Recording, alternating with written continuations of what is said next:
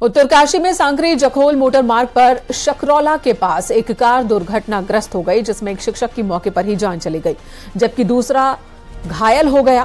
Car तकरीबन 30 feet गहराई में खाई में गिर गई थी, जिसमें जखोल गांव के ही रहने वाले दफ्तर सिंह की मौके पर ही जान चली गई। दफ्तर सिंह सांकरी के GGIC में अंग्रेजी के टीचर थे, जबकि घायल राजेंद्र सोशियोलॉजी के टीचर हैं। दोनों कॉलेज से अपने गांव की ओर लौट रहे थे।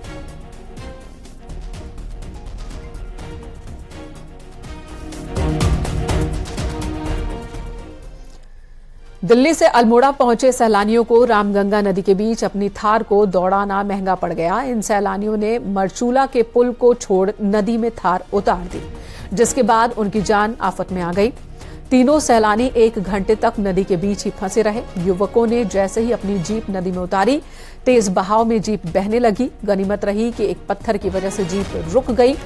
सूचना मिलकर राजस्व की टीम मौके पर पहुंची। गोताखोरों की मदद से तीनों युवकों को थार का शीशा तोड़कर निकाला गया। तीनों युवकों ने सिर्फ मस्ती के इरादे से नदी में थार उतारी थी।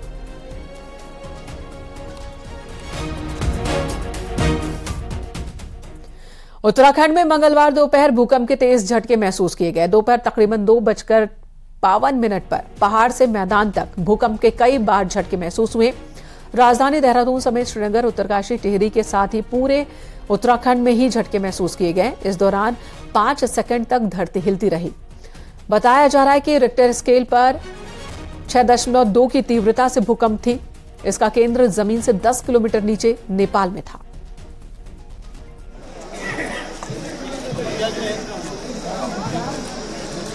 कुछ देर पहले जनपद में भी भूकंप के झटके महसूस किए गए, जिसका जो केंद्र बिंदु था वो नेपाल बताया जा रहा है, जिसमें लगभग पूरे उत्तर भारत में महसूस किए गए झटके। जनपद में सभी कुशलता है और अन्य क्षेत्रों में भी जानकारी ली जा रही है कि कहीं किस टाइप से कोई नुकसान तो नहीं है। पिथौरागढ़ में लगातार 3 भूकंप के झटके 3 बार महसूस किए गए। यहां पहला झटका दोपहर 2:25 पर आया। तीसरी बार 2:51 पर झटका महसूस हुआ और इसकी तीव्रता 6.2 थी। वहीं तीसरी बार झटका महसूस हुआ दोपहर 3:06 पर और इसकी तीव्रता थी 3.6। इन तीनों झटकों का केंद्र नेपाल ही था। पिथौरागढ़ के कई हिस्सों में एक के बाद एक भूकंप के झटके महसूस किए गए। लोग डर गए थे। हालांकि गनीमत रही कि कोई बड़ा नुकसान नहीं हुआ।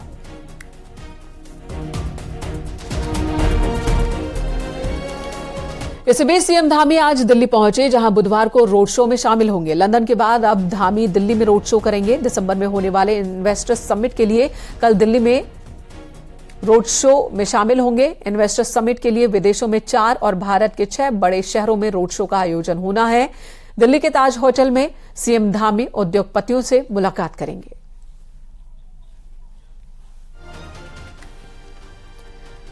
पीएम मोदी का पिथौरागढ़ दौरा प्रस्तावित है। पीएम के दौरे को लेकर सेना ने ट्रायल लैंडिंग की है। इस दौरान सेना के MI-17 हेलीकॉप्टर को सुरक्षित जोलीकांग पर हेलीपैड पर उतारा गया। पीएम मोदी 11-12 अक्टूबर को आदि कैलाश के दर्शन के लिए जाने वाले हैं। आदि कैलाश तकरीबन 18,000 फीट की ऊंचाई पर है। आदि कैलाश जाने के लिए पीएम का हेलीकॉप्टर पहले जोलीकांग पर ही उतरेगा। पीएम की सुरक्षा को देखते हुए सेना ने अभी से इस इलाके में हेलीकॉप्टर उतारने का अभ्यास शुरू किया। जोलीकांग में एक बड़ा हेलीपैड बना हुआ है।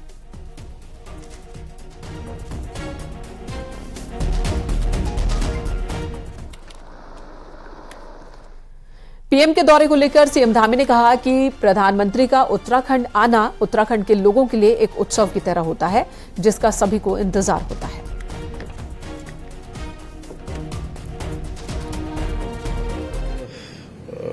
12 तारीख के आसपास का प्रस्तावित हुआ है। कंफर्मेशन आने के बाद आगे का जो विस्तृत कार्यक्रम है वो बताया जाएगा। और उनका आना हमारे राज्य के लिए हमेशा ही जो है कहीं न कहीं राज्य के लोग हमेशा चाहते हैं कि वो उत्तराखंड आए, और उनका भी इस देवभूमि उत्तराखंड से, यहाँ के लोगों से जो लगाव है, तो उनका आना हमेशा हमारे लिए एक उत्सव होता है। और इस बार भी हम उसकी प्रतीक्षा कर रहे हैं, उस शुभ आगमन की उनकी। पीएम मोदी का उत्तराखंड दौरा यानी कि पिथौरागढ़ दौरे की तारीख अब करीब आ रही है और ऐसे में पीएम के दौरे को लेकर सरकार पूरी तरह से एक्टिव हो गई है। आलम यह है कि पीएम के दौरे की भव्य तैयारी के लिए मंत्री तक को नियुक्त कर दिया गया है। वहीं अन्य मंत्रियों को भी मैदान में उतारा जा रहा है।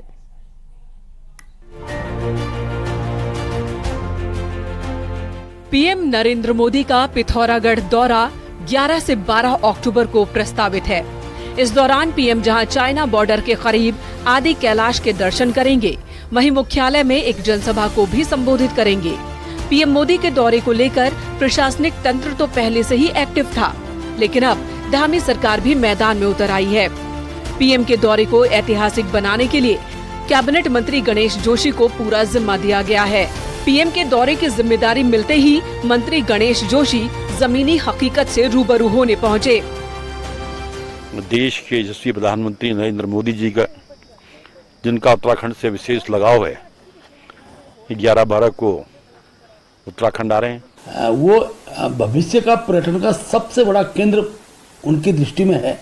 उस दृष्टि से उनका आगमन हमारे लिए बहुत प्रभावशाली रहने वाला है। और हमने, क्योंकि हमारा लोकसभा अल्मोड़ा मऊ क्षेत्र पड़ता है, तो लोकसभा का हमारा सम्मेलन हो नहीं पाया था वर्षा काल के कारण। तो इस बार हमारा भव्यतम सम्मेलन, बड़ा सम्मेलन, लगभग मैं कहता हूँ अभी तक के इतिहास में, मैं पहाड़ के जनसभाओं के इतिहास में सबसे बड़ी जनसभा हम पिथौरागढ़ के अंदर करना चाह रहे हैं। पीएम के दौरे को देखते हुए पर्यटन महकमा भी अब एक्टिव हो गया है। पर्यटन मंत्री सतपाल महाराज जहां आदि कैलाश, ओम पर्वत और नारायण आश्रम का हवाई दौरा कर चुके हैं, वहीं विभागीय अधिकारियों की मीटिंग भी ले चुके हैं। पर्यटन महकमे को उम्मीद है कि पीएम नरेंद्र मोदी के दौरे के बाद आदि कैलाश, ओम पर्वत और नारायण आश्रम को पूरी दुनिया में एक अलग पहचान मिलेगी। उत्तराखंड सरकार केंद्र के साथ मिलकर आदि कैलाश यात्रा को मानसरोवर का विकल्प बनाने की पहले से ही तैयारी कर रही है और ऐसे में पीएम के दौरे से सबसे ज्यादा उत्साहित पर्यटन महकमा ही है।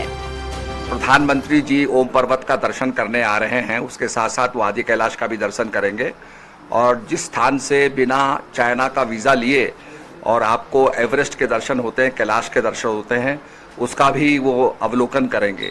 तो ये हमारे लिए बड़े सौभाग्य की बात है कि हमारे उत्तराखंड के अंदर जो है हमारे पर्यटन को 4 चांद लगेंगे।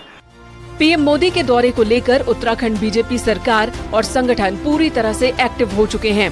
बीजेपी की कोशिश ये भी है कि पीएम की जनसभा को ऐतिहासिक बनाकर पिथौरागढ़ से ही लोकसभा चुनाव के रण का आगाज किया जाए। अब देखना ये है कि पीएम के दौरे से उत्तराखंड बीजेपी को कितनी ताकत मिलती है।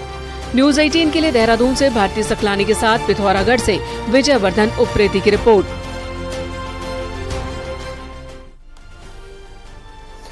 उत्तराखंड में दुग्ध उत्पादन को बढ़ावा देने के लिए नैनीताल जिले के लालकुआं में 80 करोड़ की लागत से ऑटोमेटेड मिल्क प्लांट लगाया जाएगा। इस प्लांट के लिए शासन स्तर पर सहमति मिल गई है। जल्द ही प्रस्ताव नाबार्ड को भेजा जाएगा। इस प्लांट की क्षमता हर दिन 2 लाख लीटर दूध उत्पादन की होगी। ये प्रदेश का पहला ऑटोमेटेड प्लांट होगा जिसमें दूध की टेस्टिंग से लेकर पैकेजिंग का काम आधुनिक मशीनों से किया जाएगा। जिस तरीके से उन्होंने इस देश को आज़ाद कराने के लिए एक पूरे देश को एकत्रित किया, पूरे देश में एक भावना फैलाई राष्ट्रवाद की, पूरे देश को अंग्रेजों के खिलाफ खड़ा किया, उसी तरीके से आज जैसे मोदी जी चाहते हैं कि पूरा देश एक हो, इस देश को आगे बढ़ाने में योगदान देने के लिए हम सबको इन सब के जीवन से प्रेरणा लेते हुए, इन सब के जीवन को शिक्षा लेते हुए हम सब युवा पीढ़ी को आज पूरे देश को कहीं ना कहीं आगे बढ़ना चाहिए और इनके रास्ते पर चलना चाहिए। हरिद्वार के राजाजी टाइगर रिजर्व की चीला रेंज में हाथी दिवस मनाया गया। राजाजी पार्क प्रशासन ने अलग अलग स्कूलों के बच्चों को हाथियों के बारे में जानकारी दी, उनके संरक्षण के लिए जागरूक किया। इस दौरान राजाजी की चीला रेंज में पालतू हथनी अरुंधति को श्रद्धांजलि भी दी गई।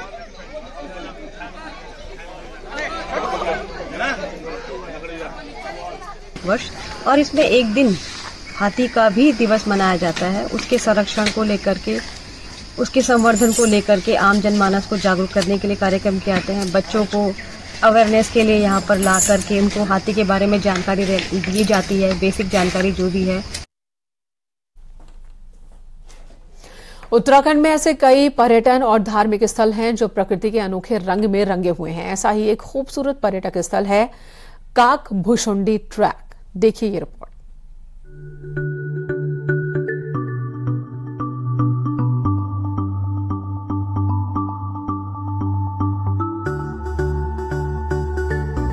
उच्च हिमालयी क्षेत्र में कई ऐसे ताल हैं जहां चारों तरफ रंग बिरंगे फूल और राज्य पुष्प ब्रह्म कमल खिले हुए हैं।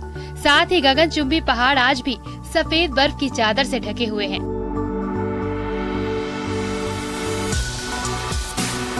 ऐसा ही एक सुंदर पर्यटक स्थल कागभूषणी ट्रैक है। इस क्षेत्र की खूबसूरत ताल को देखने के लिए दूर दूर से सैलानी आते हैं और यहाँ के खूबसूरत नज़ारों का दीदार करते हैं।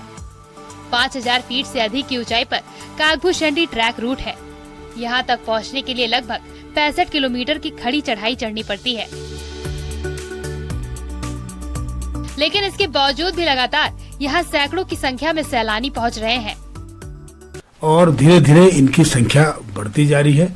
जरूरत है कि इस ट्रैकिंग मार्ग को बेहतर बनाने की और 64 किलोमीटर के मार्ग में बीच में कोई पड़ाव में व्यवस्था करने की, क्योंकि वो वन विभाग नंदा देवी राष्ट्रीय पार्क क्षेत्र के अंतर्गत आता है, कोर जोन में है, इसलिए ये व्यवस्था स्वयं वन विभाग करे तो पर्यटकों। जो ये हमारा कागभूषणी लेक है, ताल है, ये तो धार्मिक उससे भी काफ़ी अच्छे और पर्यटन के उससे भी बहुत अच्छा अभी तक है। जो अभी यहाँ पे सैकड़ों की संख्या में हर साल यात्री आ रहे हैं, ट्रैकर आ रहे हैं जो इसको देखने के लिए जाता है वहाँ पे। इस ताल की मान्यता रामायण काल से मानी जाती है। माना जाता है जब मेघनाथ ने भगवान राम और लक्ष्मण को नागपाश में बांध दिया था, तब गरुड़ ने ही उन्हें नागपाश से मुक्त किया था, जिसके बाद गरुड़ को घमंड हो गया और गरुड़ के घमंड को दूर करने के लिए भगवान ने गरुड़ को कागभूषणी के पास भेजा था, जहां कौवेन ने गरुड़ को भगवान श्री राम के अवतार की कथा सुनाई थी।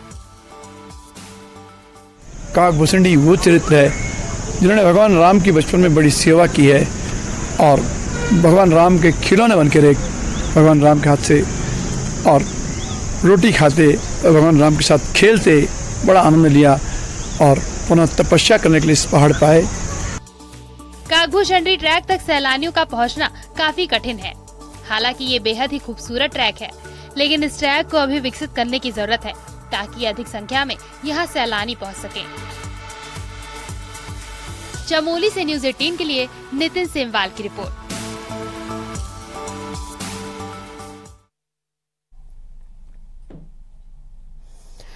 रुड़की के बीईजी सेंटर में 320 अग्निवीरों की पासिंग आउट परेड हुई। ब्रिगेडियर राजेश भट्ट ने परेड की सलामी ली। इस दौरान अग्निवीरों को देखा गया जो कि पूरी तरह से जोश में दिखे हैं। 320 अग्निवीर सेना का हिस्सा बन गए हैं।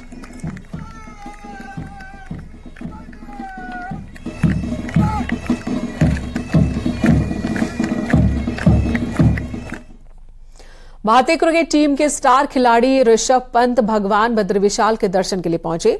ऋषभ पंत ने बद्रीविशाल में पूजा अर्चना करते हुए देशवासियों की सुख समृद्धि की कामना की। सड़क हादसे के बाद धीरे धीरे ऋषभ अब चोट से उबर रहे हैं।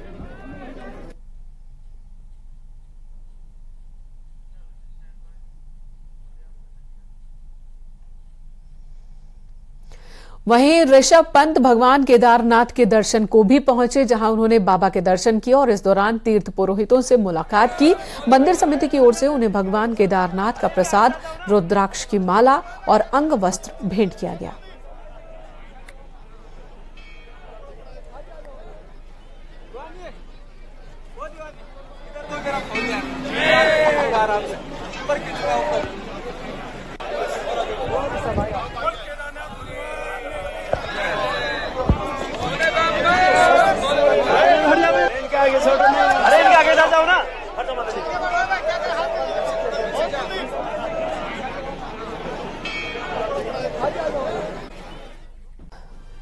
आने वाले दिनों में हल्द्वानी को एक नई पहचान मिलने वाली है और इसी पहचान को लेकर गरमा रही है यहां की सियासत। मामला क्या है, देखिए इस रिपोर्ट में।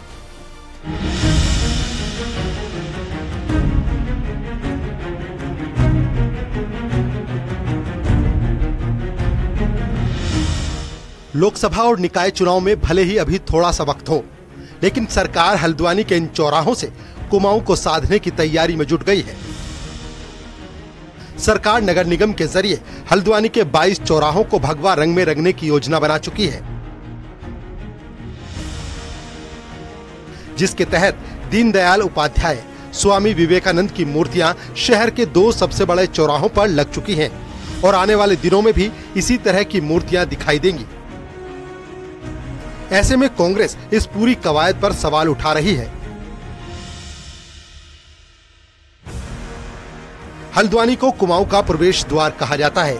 ऐसे में चौराहों पर लगी मूर्तियां एक बड़ा संदेश देती हैं।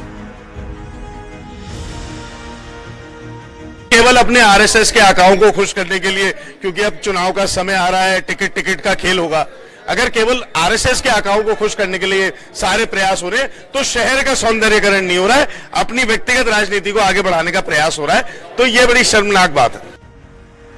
हल्द्वानी नगर निगम के मेयर ने चौराहों पर जो दक्षिणपंथी नेताओं और विचारकों की मूर्तियां लगाने की योजना बनाई है, वो कांग्रेस के गले नहीं उतर रही। ऐसे में मेयर कांग्रेस को नसीहत दे रहे हैं। और जो लोग भी कह रहे हैं कि विवेकानंद जी, स्वामी विवेकानंद जी, पंडित दीनदयाल उपाध्याय जी, ये सब एक बहुत बड़े विचारक हैं। शायद जो लोग आक्षेप लगा रहे हैं उनको उनके विचारों के बारे में नहीं पता है, उनको अपने विचारों की शुद्धि करनी चाहिए।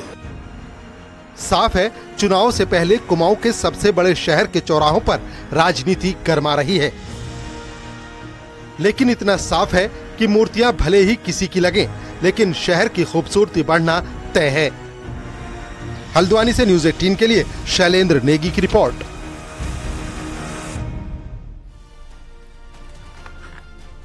हरिद्वार में भगवान दक्ष की नगरी कनखल स्थित सती कुंड का कायाकल्प करने की तैयारी शुरू हो चुकी है। किस स्तर पर है ये तैयारी, कैसा स्वरूप होगा सती कुंड का आने वाले दिनों में, देखिए इस रिपोर्ट में।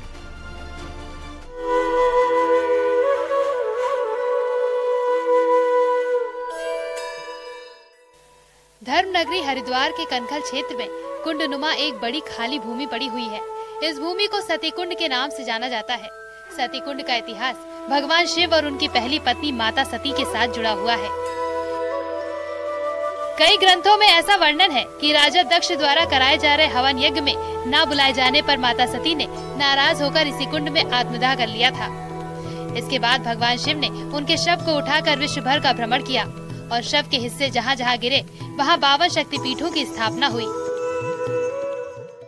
तो 52 सिद्धपीठों का वर्णन शास्त्रों में आता है। तो इस प्रकार से भगवती सती का जन्म स्थान है। उसके 107 जन्म के बाद में 108वां जन्म भगवती पार्वती का होता है, जो हिमाचल राजा की कन्या थी। तो भगवान शिव का विवाह होता है। तो इसलिए अपने आप में एक पौराणिक महत्व है और शासन अगर इसका प्रयास करता है तो इसका स्वागत होना चाहिए। सती कुंड एक पौराणिक स्थल है और समय समय पर प्रशासन की ओर से इसके कायाकल्प और सौंदर्यीकरण की योजना बनाई गई है। हालांकि योजनाएं पूरी तरह धरातल पर नहीं उतर पाई हैं। हरिद्वार के जिला अधिकारी की पहल पर एक बार फिर अधिकारी सती कुंड के सौंदर्यीकरण के लिए काम कर रहे हैं। जिला अधिकारी ने निरीक्षण के बाद अधिकारियों को निर्देश दिए हैं कि सती कुंड को पूर्ण स्वरूप में लाया जाए। इसके लिए सती कुंड के आसपास फैला अतिक्रमण भी चिन्हित कर हटाया जाएगा। हरिद्वार की परिकल्पना सती कुंड के बिना नहीं की जा सकती। तो उसी में आज हम लोगों ने स्थल निरीक्षण किया था। हम देख रहे हैं कि उसमें क्या क्या काम हम लोग कर सकते हैं ताकि मैक्सिमम टूरिस्ट का आवागमन भी उस एरिया में हो। जितने भी तीर्थयात्री हमारे हरिद्वार में हैं वो अपना सती कुंड की तरफ भी जाएं। धर्मनगरी हरिद्वार स्थित सती कुंड को 52 शक्तिपीठों की जननी कहा जा सकता है। प्रशासन की कोशिश है कि अन्य धार्मिक स्थलों की तरह सती कुंड पर भी ज्यादा से ज्यादा संख्या में श्रद्धालु और पर्यटक पहुंचे और पौराणिक स्थल को खास पहचान मिल सके। न्यूज़ 18 के लिए हरिद्वार से पुलकित शुक्ला की रिपोर्ट।